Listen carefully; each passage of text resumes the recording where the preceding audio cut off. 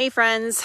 All right, we're talking about a broken heart and the beauty of breaking your heart. So, when was your heart broken? You can leave a comment if you're feeling brave. But if that's too vulnerable, then just think with me about a time when you felt like your heart was broken.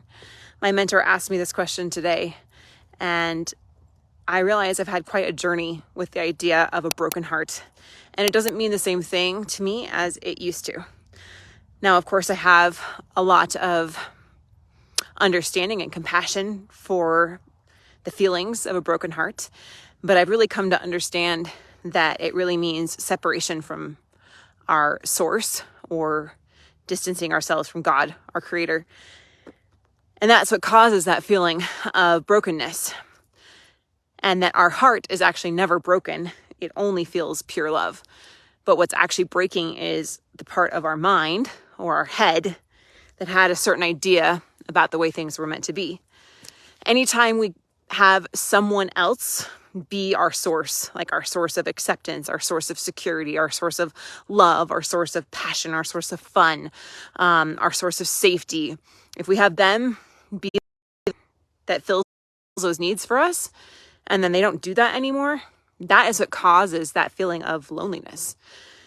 And we need to recognize that all of those needs are met within ourselves. And they're met by going to source, by going to God, by going to creator that fills all of those for us and is what heals that feeling of brokenness.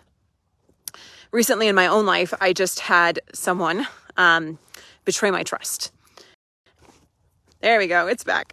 So in the process of having this broken trust, I was celebrating the agony that I was feeling, even in the midst of laying on the bathroom floor and screaming and crying, because I knew that that part of me needed to be broken so it could be healed, because I was placing this person and this relationship as the source of my feeling whole, of feeling good enough, of feeling safe in this relationship.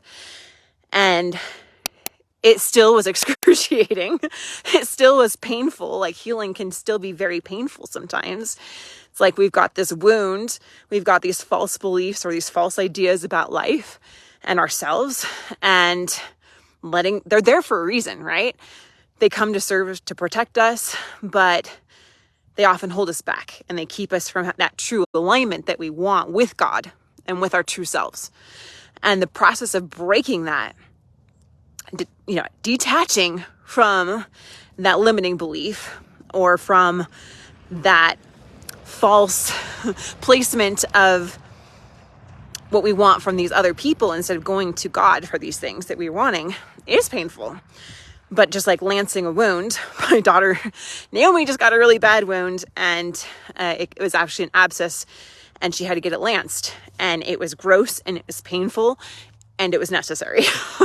So sometimes we have to go through that process of purging ourselves of the lies that we bought and sold to ourselves and the untruths that we have believed.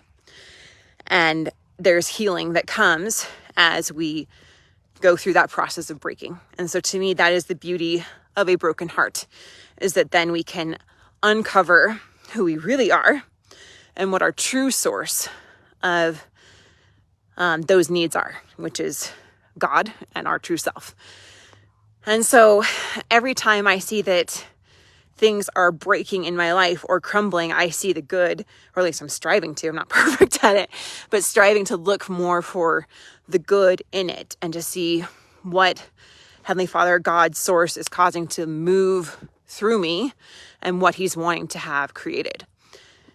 So there is beauty in a broken heart.